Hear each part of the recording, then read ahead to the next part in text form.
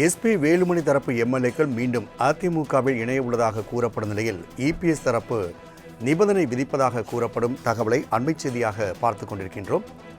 கூடுதல் விவரண செய்தியாளர் ராஜேஷ் வழங்க கேட்கலாம். ராஜேஷ், தாவேகாவுக்கு ஆதரவளித்த நிலையில் அதிமுகவில் நீக்கப்பட்ட எஸ்பி வேலுமணி தரப்பு மீண்டும் அதிமுகவில் இணைய உள்ளதாகவும் இதற்கான பல நிபந்தனை விதிக்கப்படும் கூறப்படுகிறது. கூடுதல் விவரங்களை பதிவிடலாம். ராம்குமார், வணக்கம். 2026 சட்டமன்ற தேர்தல் முடிவுகள் என்பது அதிமுகவில் புயலை கிளப்பி தற்பொழுது அது ஓய்ந்திருக்கிறது என்றுதான் கூற வேண்டும்.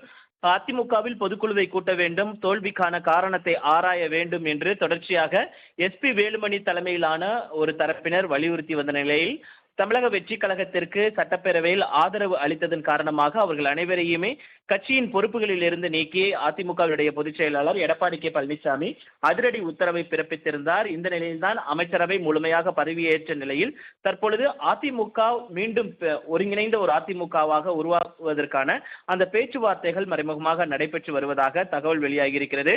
குறிப்பாக இரு தரப்பினரும் பல்வேறு நிபந்தனைகளை வைத்திருப்பதாக கூறப்படுகிறது. குறிப்பாக தமிழக வெற்றி கழக அரசின் மீதான நம்பிக்கை வாக்கெடுப்பில் பங்கேற்று வாக்களித்தது தொடர்பாக இரண்டு தரப்பும் சபாநாயகரிடம் அளித்த மனுவை வாபஸ் பெற வேண்டும் என்பது இரு தரப்பினருடைய கோரிக்கையாக இருக்கிறது. தேர்தல் ஆணையத்தில் அளித்த மனுக்களையும் வாபஸ் பெற வேண்டும். அதிமுக பொதுச் செயலாளர் எடப்பாடி பழனிசாமி நடவடிக்கை எடுத்த 36 மாவட்ட செயலாளர்கள் மற்றும் நிர்வாகிகளை அவரவர் வகித்து வந்த அதே பொறுப்புகளில் மீண்டும் நியமிக்க வேண்டும் என்ற கோரிக்கை என்பது முன்வைக்கப்பட்டிருக்கிறது.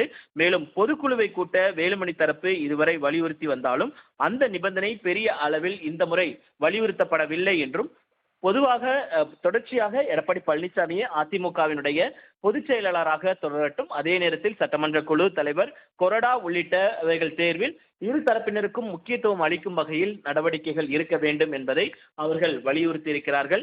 ஏற்கனவே நேரடியான பேச்சுவார்த்தை நடைபெற்றுள்ள நிலையில் விரைவில் அதிமுக ஒன்றாகும் என்ற எதிர்பார்ப்பு நிலவி வருகிறது. ராம்குமார்,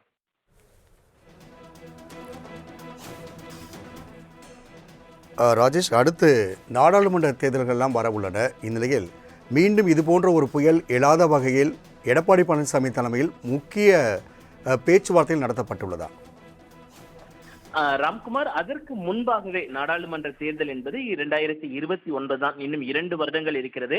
ஆனால் அதற்கு முன்பாகவே உள்ளாட்சி தேர்தல் என்பது நடைபெற இருக்கிறது.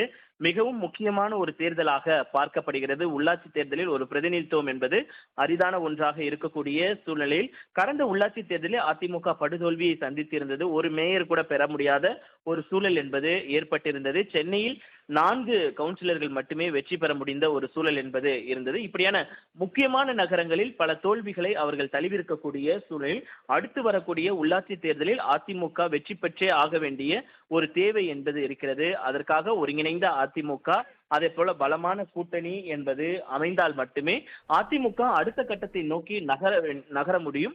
அதற்கான செயல்பாடுகள் தான் எடப்பாடி பழனிசாமி முன்னெடுத்திருப்பதாக தகவல் வெளியாகி இருக்கிறது.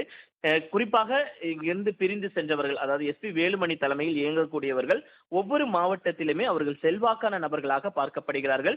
குறிப்பாக விராலிமலை எடுத்துக்கொண்டால் விஜயபாஸ்கராக இருக்கட்டும், அதே புதுக்கோட்டை மாவட்டத்தில் விஜயபாஸ்கர், அதே போல திருவாரூர் மாவட்டத்தில் காமராஜாக இருக்கட்டும், திண்டுக்கல் நத்தம் விஸ்வநாதன், அதே போல இப்படி எஸ்பி வேலுமணியாக இருக்கட்டும், CV சண்முகமாக இருக்கட்டும், ஹரியா இருக்கட்டும், இப்படி ஒவ்வொருத்தருமே அவங்க மாவட்டத்துல செல்வாக்கு மிக்க நபர்களாக இருக்கக்கூடிய சூழலில் உள்ளாட்சி தேர்தல், அதை தொடர்ந்து வரக்கூடிய நாடாளுமன்ற தேர்தல் எல்லாம் கணக்கில் வைத்து ஒரு முடிவுக்கு அதிமுக வந்திருப்பதாக தகவல் வெளியாகி இருக்கிறது. ராம்குமார், ராஜேஷ், தகவலுக்கு நன்றி.